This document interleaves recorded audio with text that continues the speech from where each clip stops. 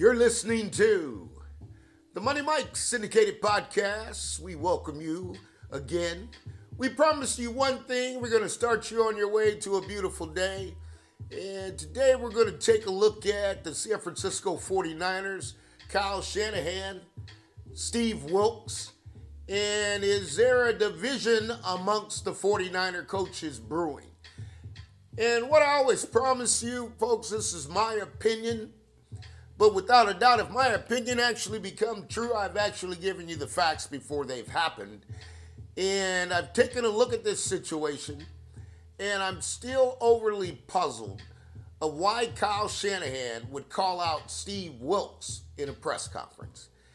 Doesn't make any difference what you're doing. That's not something that happens in the NFL. And so, as I dig a little deeper, and I always promise you I'll give you the secret truth, the uncut truth, or I'll take you behind the scenes. And this is one, folks, I just got to tell you, it's just something's not right here. Okay, because you don't normally get in a press conference and single out a coach. You don't get in a press conference and actually single out a player. Okay, that's just the cardinal rule of something you don't do. So when I saw Kyle do that and place him in the Vikings game, it made me really look a little deeper because there's a few layers of this situation that I want to kind of break out and just try to piece it together. Why did we get to this point with the San Francisco 49ers? And obviously, you're only at this point, Kyle and John Lynch, is the fact that you made a trade. And if you look at what the Miami Dolphins, former 49ers running back head coach, is now with the Dolphins, okay, you gave up 3 first-rounders to do that. And they benefited tremendously. Tyreek Hill, Chubb, okay, wide receiver, just an all-pro player. Okay, somewhere along the line, this is the first time, and folks, I'll tell you, this is the first time I've seen a chink in Kyle Shanahan's armor. This is the first time I've seen him get to that adversity point where we might be on the borderline as he teetering of don't know what to do. So, Money Mike's going to break this down for you, and I'm going to kind of see if I can find it, because it sounds to me there's a division amongst the 49er coaches. And when you single out a coordinator, but you don't single out yourself, which you are the coordinator, then we got to peel back the onion. So what did Money Mike say? Well, if we're going to look at Steve Wilks, we need to look at all the 49ers coaches, what they're doing, how long they've been there, and why they're not getting this done. Because the San Francisco 49ers, I'll tell you, folks, they have players, Pro Bowlers. And here's what's interesting. People are asking about Nick Bosa. There's nothing wrong with Nick Bosa, okay? You got to attribute his performance. He missed the entire training camp. He came back a week before the game, participated in the game, played a full game, has played 8 straight weeks of football with no rest, and that's almost impossible to do when you don't have a training camp. So you have to know Bosa's fine, okay? And the other thing, when it comes to Nick Bosa, when it comes to Hargrave, when it comes to Armstead, and now you're going to add Chase Young, I want to tell you something, folks. Coaching is not an issue.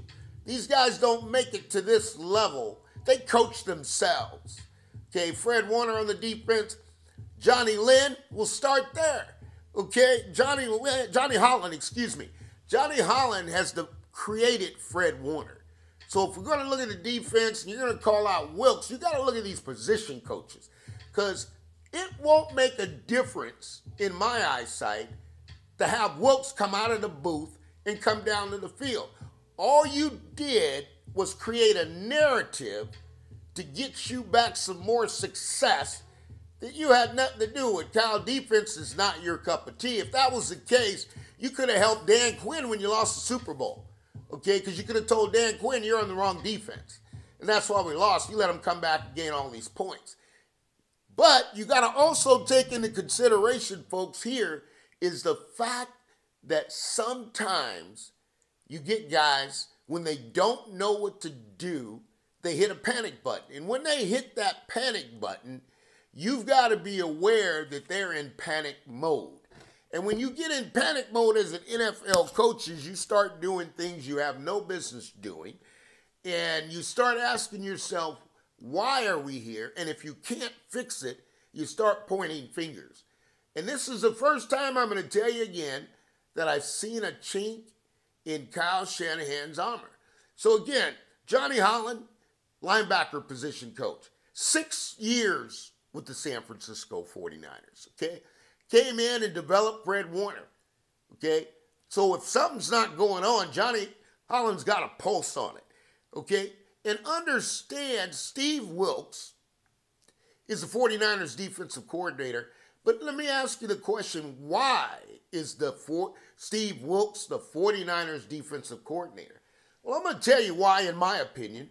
There was nobody else to take the job to what they wanted the defensive coordinator to do.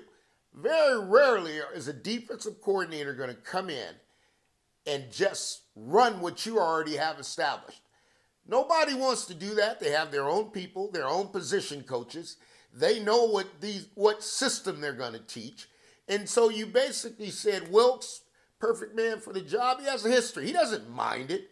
Okay, Arizona interim coach, 1 year, terminated, gone. Went to another organization, Panthers, same thing, gone. They get certain coaches to take certain jobs when it's a mess. Or if that's not the case with the 49ers, because they had a top defense, there was nobody in the position coaches that was qualified, whether it was Kyle, it was John Lynch, or Mike Shanahan was qualified to be the defensive coordinator. Because there would be no reason for the 49ers to go outside of the tree to get a coordinator unless one of these guys wasn't ready. And now when you single out a coach, that tells me that, Money Mike, you've been talking about it. And it just overbeared itself. But guys, look, when you know you got a pulse on the defense, and you know those guys, the DBs, can play, and you know the linebackers can play, and you know the D-line can play, that call is not going to make or break your season. There's more issues that are going on behind that. Because here's where I want to pinpoint it. And when I look at this, the 49ers coaches, well, when the 49ers offense is sputtering, you know, Kyle didn't call out Chris Forrester. Okay, Chris Forrester's been around the game a long time. Okay, 32 years of coaching experience. And here's what I know. He's been the O-line coach. But this is his first year first season as the run game coordinator. So when the running game is not working, then you should call out Chris Forrester. Because that's his job, folks. That's what he's supposed to do, is put together a game plan, a running back game plan that is to go be successful. Have the 49ers been successful in the run game? No. So Chris Forrester should be calling out. Here's the next thing. Brian Griese, 12 years experience. He's a quarterback coach. Okay? He's a quarterback coach. So now we got to take some accountability for every step that Brock Purdy does. It's not under Kyle Shanahan. It's under Brian Griese. So when Brock Purdy doesn't play well, we need to call out Brian Griese because he's the quarterback coach. See, football works just like a corporation. You have your vice presidents. You're going to have individuals doing each and every role.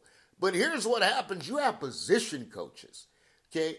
And if Purdy doesn't play well, then you need to call out Brian Griese.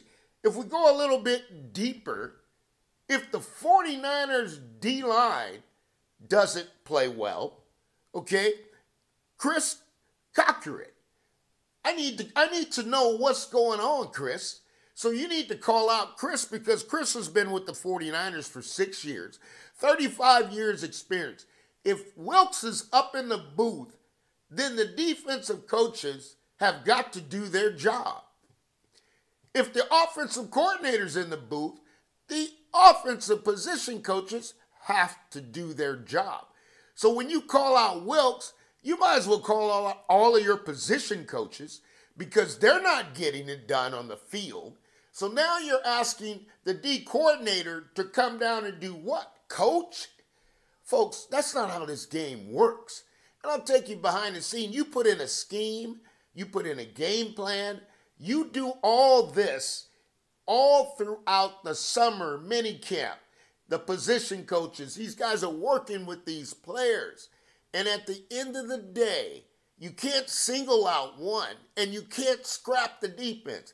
And it really doesn't make sense to fire Steve Wilks because you're not going to change anything. You are not going to change anything in November that you've already put back in March. These guys are already playing, and I'll let you in on another behind secret. You don't get to the point where you start coaching MVP players of the league. Okay, you don't do that. Okay, Mike Singletary, he never went at Ray Lewis, who is one of the greatest linebackers to ever play the game, and we never came and said Ray Lewis needs more coaching. These guys are all pros. Okay, when you look at Warner, that's the best in the league. You're going to look here, okay, at Bosa, that's the best in the league. You look at Hargrave, that's the best in the league. These guys do this for a living. The only thing coaches can do is screw it up. I'll repeat. The only thing coaches can do is screw it up.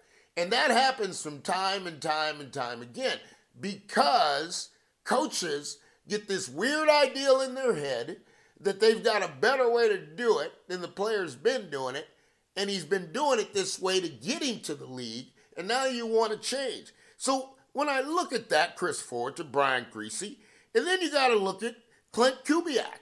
Kubiak's a name we all know. It's been around the league, it's been in the league, and that name is familiar, but Kubiak's position is the offensive passing game specialist. That's his position as a position coach with the San Francisco 49ers. Okay, so when the 49ers offensive game doesn't produce, doesn't execute, we need to call him out. Clint, what's on? What's going on? Why is this not working? That's your job, Clint. And you got to know that, okay? And you got Anthony Lynn, former head coach of the Chargers, played in the league, 31 years coaching experience, okay? If the running game is not doing what it's supposed to do, then we need to call out Anthony Lynn because he's the position coach. That's what he does each and every day is work with these guys. In football, it works differently, folks. Offensive players don't really see defensive players. You're in meetings all day long. And you have to understand running backs have a meeting. D-line has a meeting. Tight ends has a meeting. All these guys have meetings. Even though we're teammates, if you're on offense, the only time I'm going to see is if we walk out to practice, we walk back in, and that's going to be about it. So there's not interchangeable time. But one thing the defense should never do, if the offense isn't doing well, you don't call out the offense. This is the NFL. It's the pinnacle of sports. There's nothing higher. Runs like the way America runs, and when you do this, there's a chink in the armor, and there's some truth behind this, and I think there's a division amongst the coaches.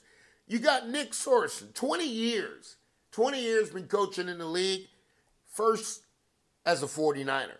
So you got to look at these things. We got first here with Nick Sorensen, first here with Steve Wilks, first year Chris Forrester is the actual run game coordinator.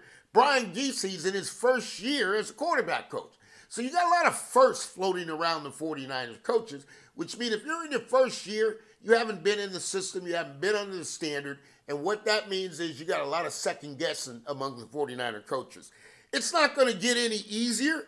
I'll be the first to tell you that, and that's something that the fans are going to have to deal with because the 49ers, you got the Jaguars. They're on the move. They're going to play good football. You got the Bucs. They just came off a win. We got the Seahawks twice. Okay? In between the Seahawks this week, we got the Eagles. We got the Seahawks again, and we got the Cardinals, a division game. You got to go the Ravens.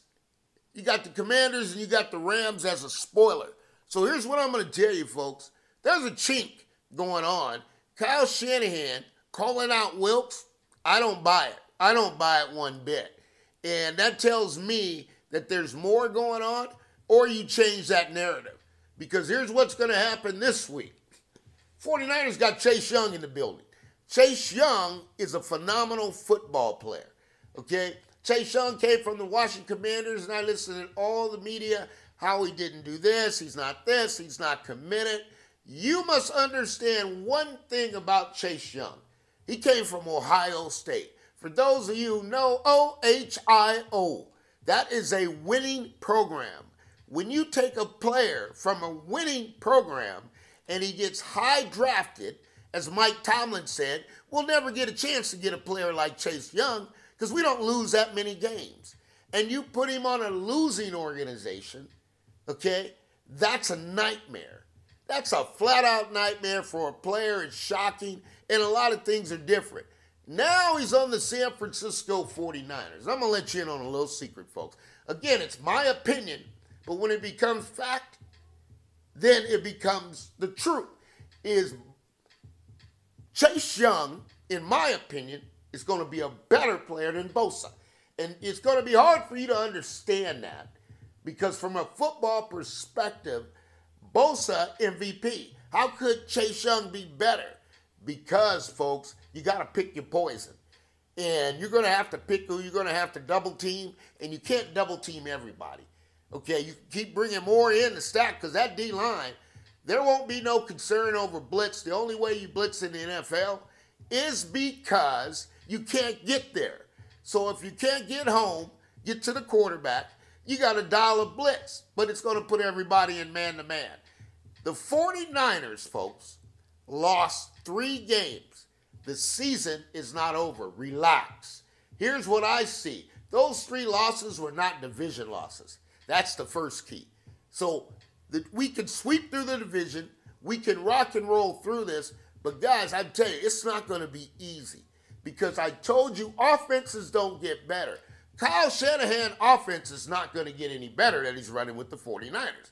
But the defenses around the NFL have caught up to Kyle Shanahan, and now they're putting in a defensive scheme to stop it, and they're making you go to something you don't do very well, and that's to Brock Purdy. So you've heard it from me first. 49ers, boy, I'll tell you, you disappointed me. You started your season off with a distraction, and that's something you never do. But we're going to get it back right. We're going to rock and roll. Folks, you heard it from me first. You're listening to the Money Mike's syndicated podcast where all things are possible to those who believe. Tune in next time, and we'll bring you behind-the-scenes secret truth. And again, when my opinion becomes truthful, it is now a fact. Have yourself a wonderful day. You're listening to the Money Mike's syndicated radio podcast.